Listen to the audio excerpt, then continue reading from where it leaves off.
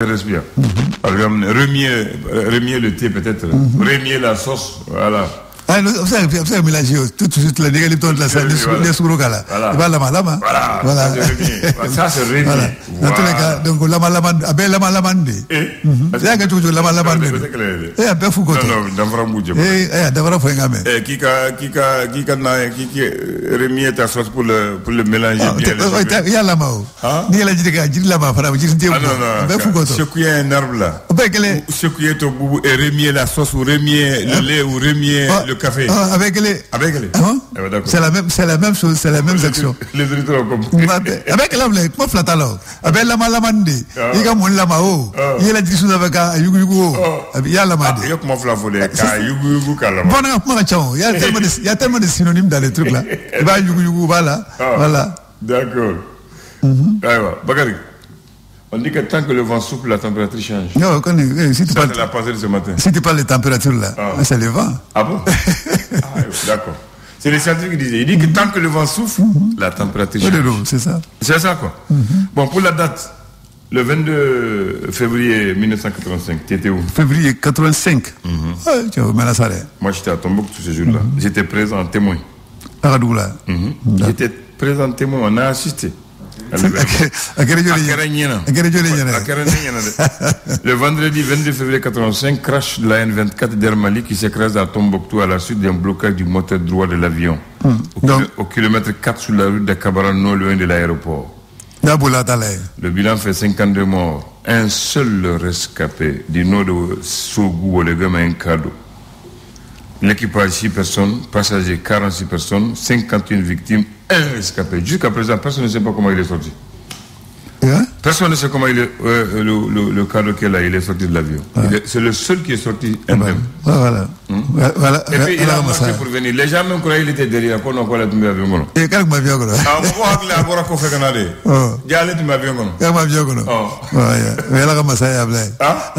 est-ce que Diblan Taboulou? Aïe, Diblan Taboulou. Et cadeau fana est où? Diblan Taboulou. Cadeau fana est où? Avion transport de Karim Goy, mais ni très bien. Nous avons formé les portes, nous avons grillé. Ça finit. D'ailleurs, là, non. Nala Quarete, Kaloke Futala.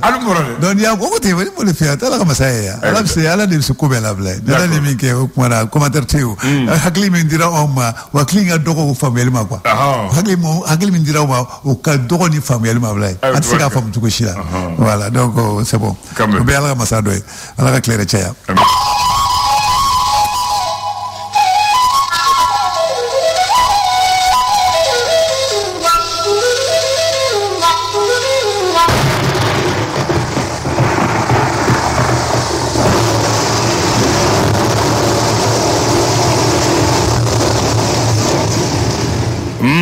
Masazolo. Abdou Andane ndi sokoma. Fo Bakary amal le ke foni mbite ko na ngasala. Mo sepale. Amat daga foni mbite. Ah non, ni ngale ngoni. Afa bitane jari. Ma sita soso. Ay bitane jari. Ko haydra ka cedo wa fo jogo mina wuli bali. Wuli wallo. Ah, o wuli bali. Ay mun fo bi no jari. Am fo. Sepale. Ala. Che. Ala mo soso wala. Aba era sabola koy. Ala man ba era sabola. Ole mo go. Baxi mal le ke foni parce que ma sita c'est ka soso. Est-ce qu'il y a pas ala va resa gola blay voilà aba resa gola hada maden bi karaba ko ala de karaba abada ke ci ko to law karaba sa blay ba kerimi daluj me mano doni jume iba kan ni Allahu akbar iba se ka fakele kala iba dili ni adili abison abana Allahu akbar sura ka ko mita karaba bi mita nga murga bi suma ga fi ka amne ka dia ka siri ablay bi renege no fengele mede amba dili abison ayo de fi ngi ba dili me karaba dala ay abada bamanan ko ala nyeba mbela abbe tout le monde a dugro daga frère ay wa fuk mun fo ni a ko korode e mona ko ke jen kono e be segi dugo buna dama de wala e bi dugo mamunu bi krefla ba la nya bila de e mona jen ko ke ni madu wo juguma do wo fam fe mona kable ala nya bila ko begundo bablo me begundo bala bolo abeta bablo ma ale de jen daga frère ale de b'a adamaden dɔn ale de y'a dan ka hakili d'a ma ale de fana sigilen bɛ a tɛ sunɔgɔ ayi o mɛ tɔw b'a fɔ de Dieu ne dort pas ayi a ɲɛ bɛ bɛɛ la bilen cɛw ko dɔ fana ko ala bɛ yɔrɔ bɛɛ fan bɛɛ ala bɛ fan bɛɛ bilen a fan bɛɛ diɲɛ fan bɛɛ dɔ yɛrɛ ko ale tɛ maa kelen fa ye dɛ maa kelen fa tɛ maa yɛrɛ fa tɛ an bɛɛ ka masa don a banna a b'a yɛrɛ sagoya la a ye ɲɔ de f'i ye koyi a b'a yɛrɛ sagoya la ko ni ko jugu ye maa sɔrɔ k'a kuma fɔ ala ko do an bɛ masaya se ka non o y'a sɔrɔ a gɛlɛyara o o y'a sɔrɔ a gɛlɛyara ala o y'a sɔrɔ ko dɔ kɔni kɛra ayi ko kɔni kɛr'i la ko min se foyi t'i ye i t'a dɔn i b'a ala nin t'a to ala ma koyi o y'a sɔrɔ i degunna a mɛnna ala kana degun amina ya bisimila n ba a bɛ jumɛn na alamisa don février kalo tile 22 san 2024 diɲɛ ye waati ye dɛ ya ye bila bila siga t'o la maa fana ye sanga ye siga foyi t'a la siga fana t'o la fɛn bɛɛ n'a waati don ayiwa lesɔr mun de b'a kɔnɔ Ablaye matiden bamu ka ko dɔ yɛrɛ la bamananw ko ten an b'a fɔ i ma ko i félicitation merci an b'a fɔ médaille mun dira ala k'a kɛ sankɔrɔta ye amin ya rabbi k'a kɛ kunkɔrɔta ye amin ala k'a kɛ kunnagolo ye amin ya rabbi ala k'a kɛ belebeleba ɲɛ amin ya rabbi o b'an na don kɔnɔ ayiwa n b'a fɔ min ye maa minnu bɛ kunnafoni di ta fan fɛ naam an b'a fɔ maa 19 an b'a fɔ médaille kun dira olu ma naam ka kɛ ni i sɔrɔ ale ka sɛbɛnni ye naam Ablaye i bɛ formol dɔn formol o de bɛ kɛ su ka kana toli Ablaye a bɛ ka k'an ka barama kɔnɔ san dɛ sabali Ablaye a bɛ ka kɛ u b'a fɛ ka kɛ suya ɲɛ ko ten ko sabali ko an b'a dunna bi da Ablaye o man ɲi dɛ ko bi ko ni fugo sɛgɛsɛgɛli min ye an ka sugu kɔnɔna la Ablaye ko kɔlɔlɔba de b'a la formol man ɲi dɛ Ablaye ko a bɛ ɲɛnamini bila i la n ko b'a bila su la pour que su kana toli a bɛ ulcère bila i la a bɛ arrêt cardiaque yɛrɛ bila i la a bɛ min ye farilabana Ablaye a b'o bila i la insuffisance rénale a b'o bila i la Ablaye ko a dun bɛ ka kɛ an ka assiette kɔnɔ bi assiette kɔnɔ ko a caman fana bɛ yen Ablaye a bɛ kɛra sogo de la ka caya ni bɛ sogo dunna kɔni kɔrɔ an y'a to ala ma ala ka hɛrɛ k'an ye dɛ amin ya rabbi ni Ablaye an b'a to ala ma sa an ni an bɛ wuli ka nin ko ɲɛɲini dɛ ayiwa d'accord a ko tɛ bila o cogoya la dɛ ayiwa Ablaye an b'a fɔ Mali ni Allemagne k'u hakili bɛ hali bi k'u ka bolodi ɲɔgɔn ma n'an k'a ma ko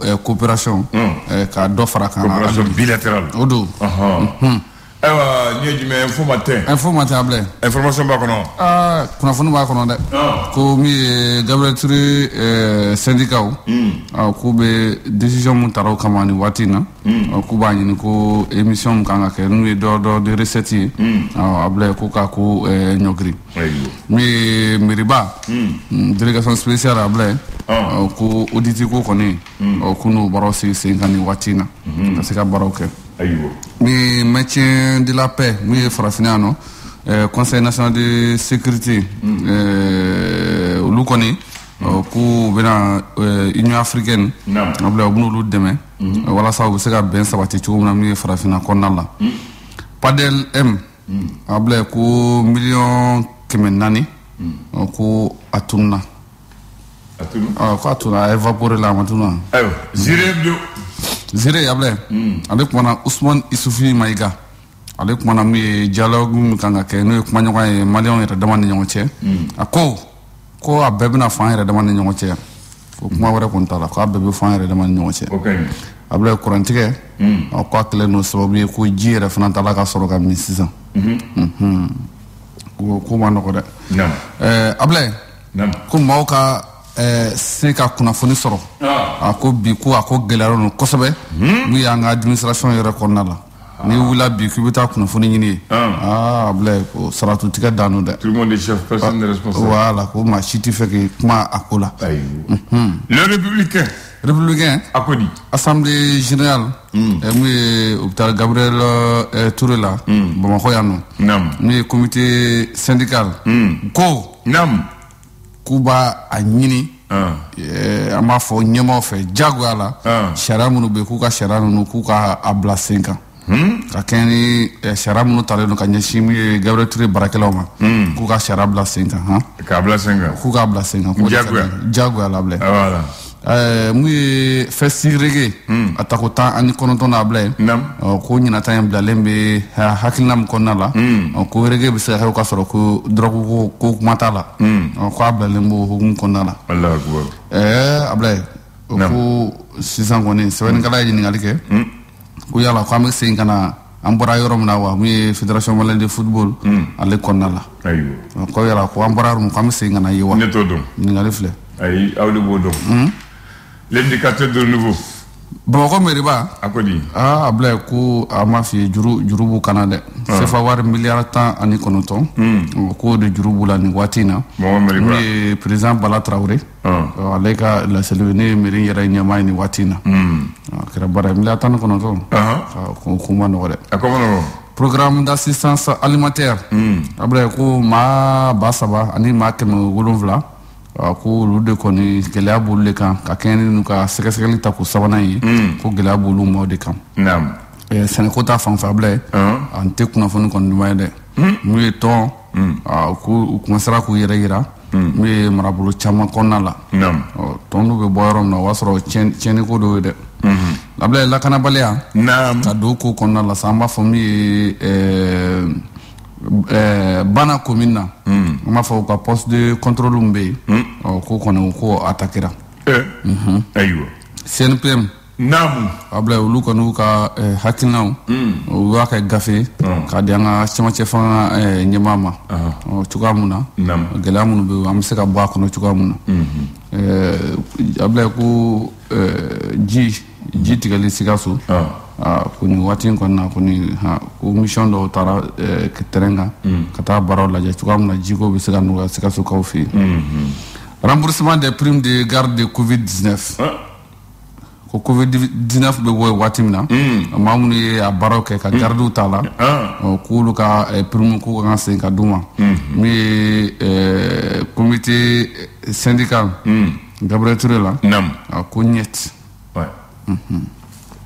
l'indépendant an b'a kuncɛ n'ale bi sɔgɔmada in na Ablaye indépendant kumana a ko mun bɛ tali kɛ BMS SA ale ye DG a Mamadou Dafe ale kumana prix min dira a ma ka kɛ mun ye meilleur investisseur ye au titre public mun ye san 2023 n'a dir'u ka banque ma a ko k'u ka devoir don ka jamana ka senkɔrɔma don ko walasa ko jamana ka se k'a yɛrɛma hɔrɔnya sɔrɔ mun ye sɔrɔko ni musakako la k'u bɛɛ lajɛlen bɛ tɛmɛ olu fɛ k'u ka baara dɔrɔn de ka Ablaye Ablaye an b'a kuncɛ ni yɔrɔ min sa o de ye Musa Dɛk Bali Kunugo ko ale an ka cɛmancɛ fanga tulo lasɔmi k'a fɔ mun ye an ka sɔrɔko ni musakako bi jamana kɔnɔna la Ablaye ko a sɛgɛnnen don dɔɔni o tɛ ka baaraw kuncɛ ni yɔrɔ min sisan mun ye kɛrɛnkɛrɛnnenya la an b'a fɔ kurantigɛko la kurantigɛko la mun ye Mamadou Traoré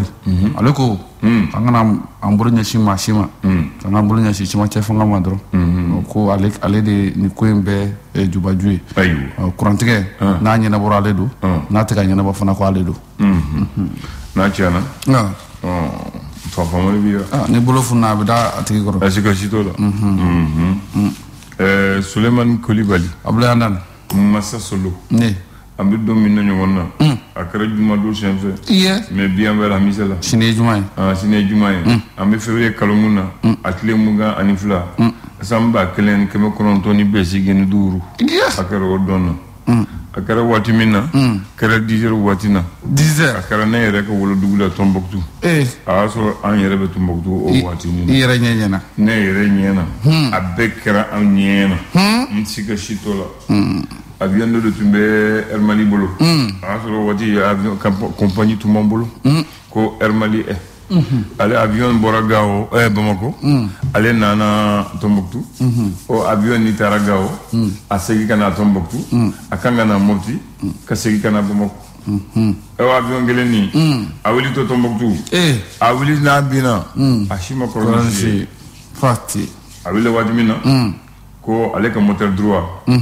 o ko moteur mun bi kini bolo fɛ ko le bloquera donc avion y'a cu cap ni kɔnɔ kama kari la a bɛ kɛ gabakuru ye ni kɔnɔ kɔni kama kari la ko sanfɛ lɛgɛlɛgɛ ti sɔrɔ a y'a bada donc k'a to Tombouctou aéroport ani Tombouctou quartier Mouga Diani quartier B Kabara. Ode Tombouctou quartier Mouga Diani quartier B. Elle avait 9 km de la ville. Du coup, Boda là. Voilà. Boda ou Donda. Ça dépend. Afla Bedo. Ah, ça dépend. Ni Tombouctou. Avec Boda. Ni Bora Bomoko Sego Monti. Avec Donda. Abana. Parce que ni Bora Bateau, le bateau Bijo Kabara, et puis mobile Takana Tombouctou Mara. Kana Dugona. Ni Bora Bomoko Monti Sevare. Ni Nana Douanza fait.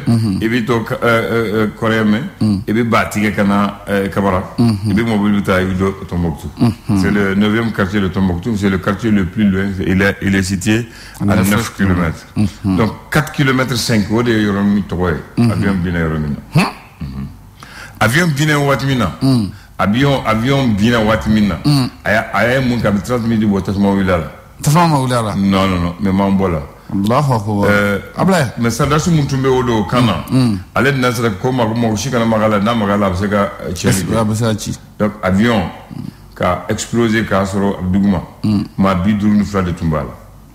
Équipage ma woro ani passager ma binani ani woro ma binani kelen ulu ko ni jenna tay ma bion ko ko amena na ko fe ma kelen de borale cadeau subagalo ale kelen ale na ko subaga borale ale to ko sugu wala ala de nyina est-ce que don ta bon ale kelen ale kelen de sereka bo avion la aboro tu ma to don ale kelen de ko fode mais o fana gundo amo fo yalbi abe alibi bon c'est aneta don na be na sinon a watu na mena ko ni ko avion to ko Antonov AN24 a immatriculé TZ ACT numéro de série 8730 041 04 année de fabrication 1968 pays de fabrication russe RSS donc c'était un vol qui a quitté destination Mopti pour Bamako. Nature vol charter.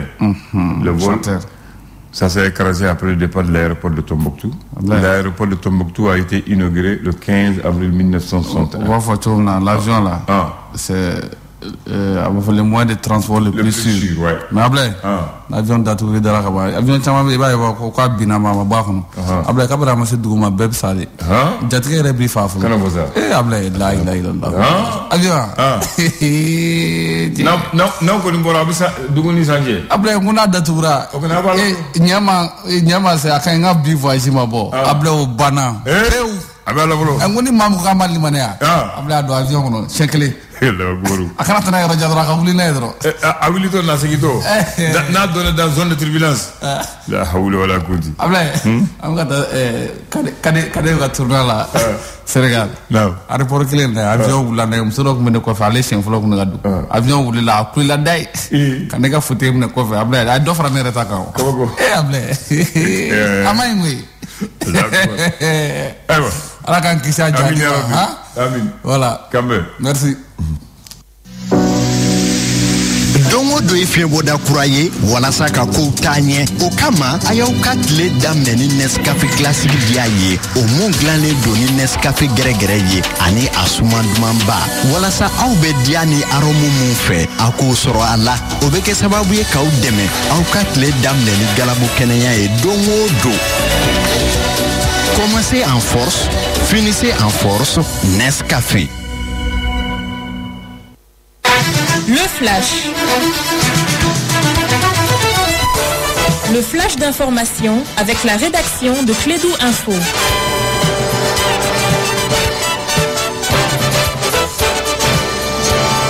Vous allez prendre l'avion de l'information avec Bakar Cissé. Merci Abdoulaye et bonjour à toutes et à tous. Bienvenue à ces flashs d'information. Hier, c'était le Conseil des ministres. Sous le rapport du ministre de l'Enseignement supérieur et de la Recherche scientifique, le Conseil des ministres a adopté des projets de textes relatifs à la création, à l'organisation et aux modalités de fonctionnement de l'Institut des sciences humaines. Les projets de textes adoptés visent à corriger ces insuffisances à travers, entre autres, la création d'un comité d'éthique et de déontologie, la prise en compte des certaines institutions d'enseignement supérieur et recherche au sein des organes délibérants et consultatifs, l'élargissement du conseil d'administration et du conseil scientifique et culturel au secteur privé et à la société civile. Au cours d'une rencontre, c'était l'année dernière à Koulouba, le chef suprême des armées a instruit les chefs d'état-major et les directeurs des services des forces de défense et de sécurité de poursuivre sans relâcher la traque des forces du mal. Pas de répit jusqu'à la sécurisation complète du territoire, a précisé le président Assimi Goïta. Outre les chefs d'état-major des différents corps des armées, de notre armée, ainsi que les directeurs des services de défense et de sécurité, plusieurs ministres ont participé à la séance de travail. Au terme de la rencontre tenue à huis clos, le ministre de la Défense et des anciens combattants s'est félicité de la cohérence de notre système de défense et de sécurité qui constitue la priorité des chefs de l'État et du peuple malien. Et puis, sur un autre plan, c'était hier la cérémonie de remise des médailles au niveau du ministère des Sports, récompenser les plus méritants et encourager d'autres à suivre leur pas. C'était l'objectif de cette remise des médailles de distinction. Cette activité est une initiative des autorités de la transition à travers le ministère de la Communication et de l'économie numérique. Ils étaient au total 17, dont le directeur général de Radio Clédou, notre collègue Abdoulaye Andane. Félicitations à tous les récipiendaires.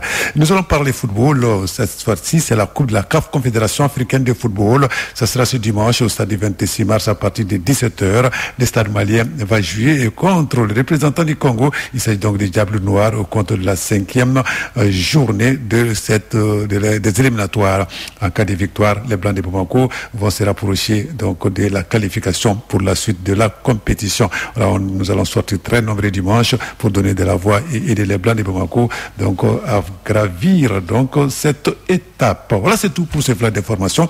Merci de l'avoir suivi. Moi, je m'appelle Bakary Sissé. La mise en onde assurée par Abdoulaye Andane, donc avec l'assistance de Souleymane Koulibaly. La rédaction sera là dans moins d'une heure pour d'autres informations sur notre antenne. Et pour être complet tout à l'heure, c'est Mariam Sangre-Tomdala, la reine du rire, qui va prendre le microphone pour l'émission Niro, et Abou Tchotutera sera à la technique. Agréable journée à vous tous.